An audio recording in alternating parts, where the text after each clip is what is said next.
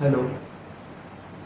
So this one is an excerpt from some discourse from J. Krishnamurti.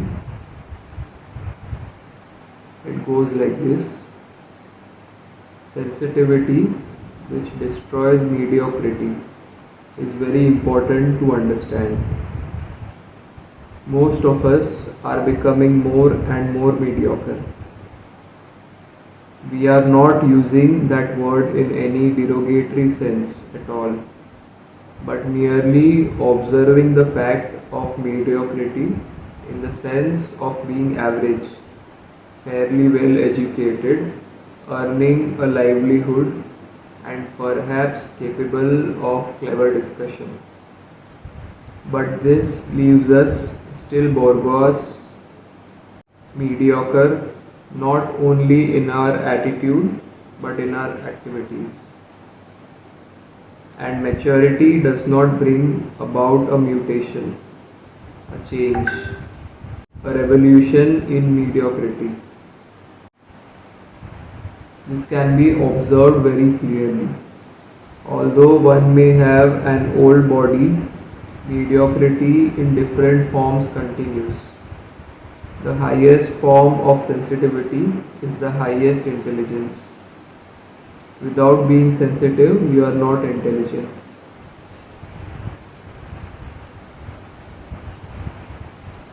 So Damini here, she is asking, could you throw some light on it? So this is a very beautiful topic that has been raised here. One of sensitivity and questioning that how is sensitivity directly related, or a lack of sensitivity, how is it directly proportionate to the average lives that we lead? Why is sensitivity or a lack of it being labeled as a perpetuation of mediocrity? Firstly, to understand what is being talked about over here, we need to go into detail to understand what this mediocrity or average life is being referred to as. Here Jiddu Krishnamurti is implying that without the higher intelligence of sensitivity, a mutation from our normal or particularly average mode of mediocrity is not being seen, despite a maturity coming in, even age coming in, body aging. Yet one does not see this mediocrity getting overrun. So let us go and try to understand what is the average life that Mr. J. Krishnamurti is referring to over here. He is in a way referring to the person who is extremely uncreative, who has taken up so many things that they have faced in their lives. Maybe their conditioning, maybe the way they have been brought up, or maybe what they consider their personalities to be, as too much of a burden on themselves to think of themselves as something except for what they have already understood themselves to be. Maybe they look at themselves through the lens of society, or the burden of conditionings is too high upon them, which does not let them look at things through a lens which brings in some kind of a change, some kind of a glimpse of excellence, some kind of beauty, some kind of a nourishment which takes you out of what you have already seen. How does one go to think or to start to think out of the box? How does one really understand that their existence need not be necessarily limited to what they have already seen or what they perceive themselves to be? this lack of sensitivity, this accustomization to what they already have, this acceptance of something that has been imposed upon them. It leads to an average existence where you do things not out of your love towards it, but you do it out of a compulsion. A compulsion that is very much ingrained into the cycle of survival, and you are in a way limited by it. You do not go above and beyond what is required.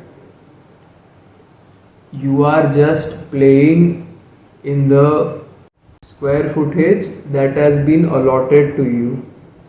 You are not thinking of what else can be. That is the mediocrity, the averageness that Krishnamurti is referring to over here.